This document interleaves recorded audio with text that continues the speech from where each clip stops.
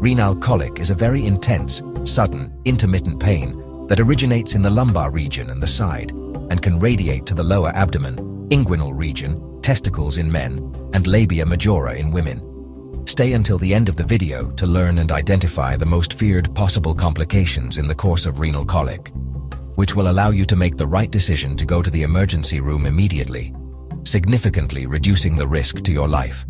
Renal colic often indicates the presence of kidney stones. These hard deposits can obstruct the urinary tract, leading to unbearable pain. Understanding the causes and treatment options is essential.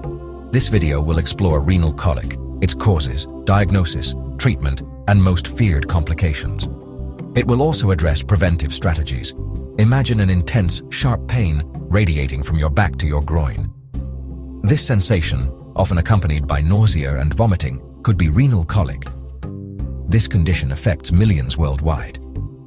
Recognizing the early symptoms and seeking medical attention is essential. Kidney stones originate from the crystallization of minerals in the urine.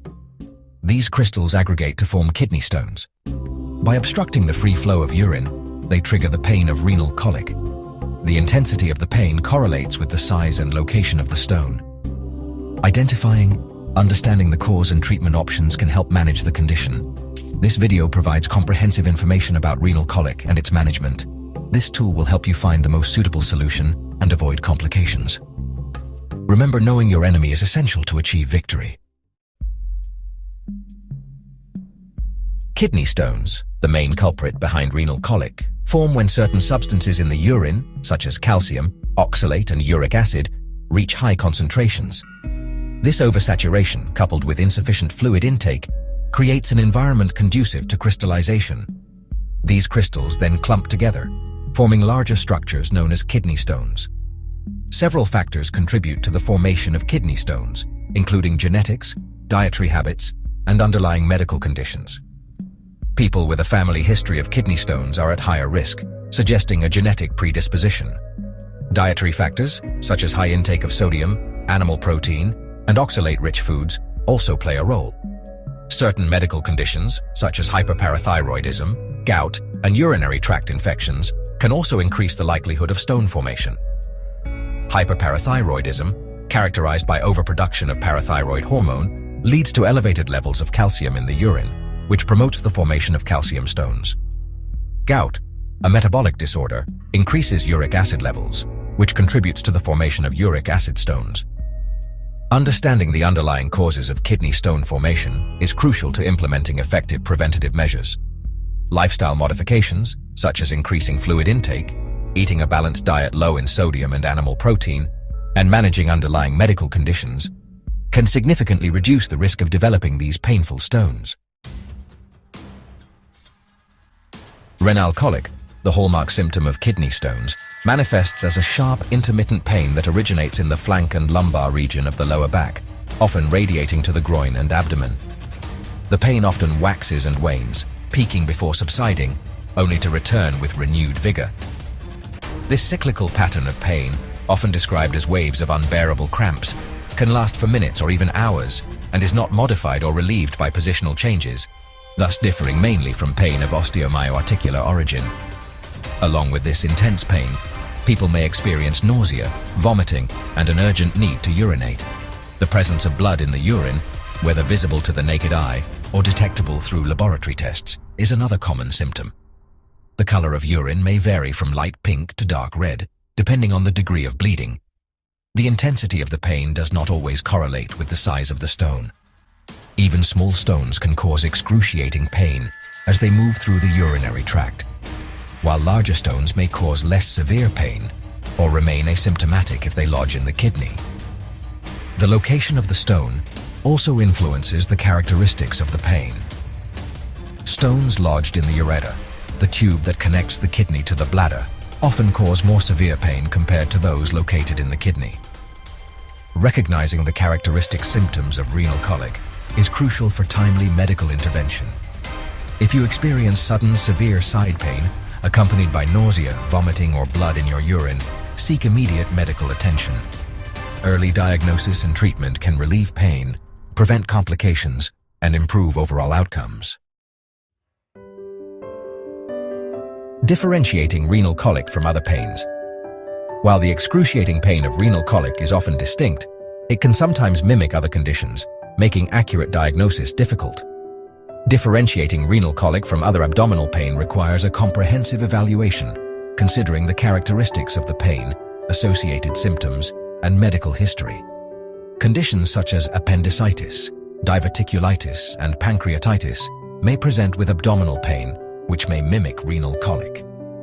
Appendicitis, inflammation of the appendix, usually causes pain located in the lower right abdomen, often accompanied by fever and loss of appetite. Diverticulitis, inflammation of the pouches in the colon, can cause pain in the lower left abdomen, along with fever, nausea, and changes in bowel habits. Pancreatitis, inflammation of the pancreas, often presents with pain in the upper abdomen that radiates to the back, accompanied by nausea, vomiting, and fever. Other conditions such as ovarian cysts, pelvic inflammatory disease, and ectopic pregnancy can also cause pain in the lower abdomen, mimicking renal colic. A complete medical history, physical examination, and diagnostic tests are crucial for accurate identification. Imaging studies, such as ultrasound, kinetic scans, and X-rays, can help visualize the urinary tract and identify the presence and location of kidney stones.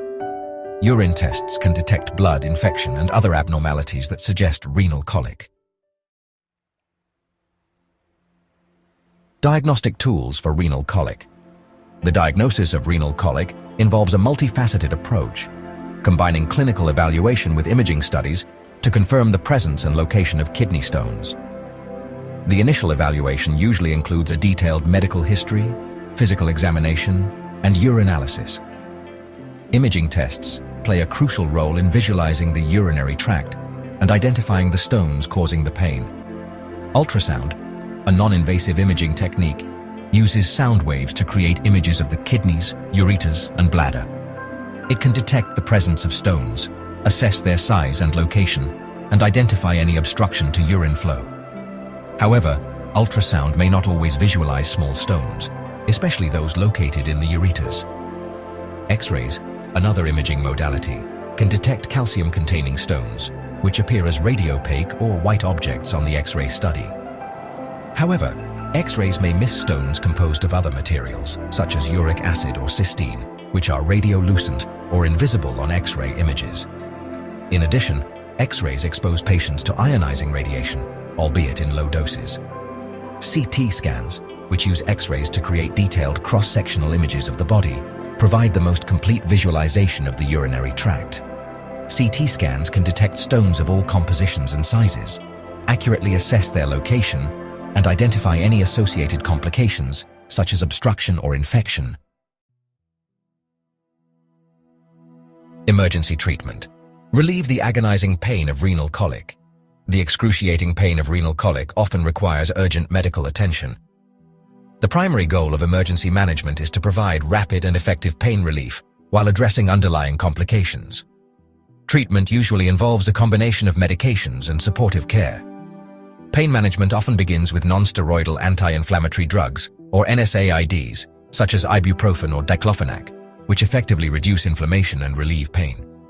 If NSAIDs are insufficient, stronger painkillers, such as opioids, may be administered. Intravenous fluids may help irrigate the urinary tract, which may help expel stones. However, it will be mandatory to first define the severity of the obstruction, since overhydration would increase the dilation, hydronephrosis, and distension of the renal excretory cavities, resulting in greater complexity in the treatment of pain and greater renal damage that may become irreversible. Antiemetics, medications that control nausea and vomiting, can provide relief from these distressing symptoms. Alpha blockers, medications that relax the muscles of the ureter, may be prescribed to help pass stones.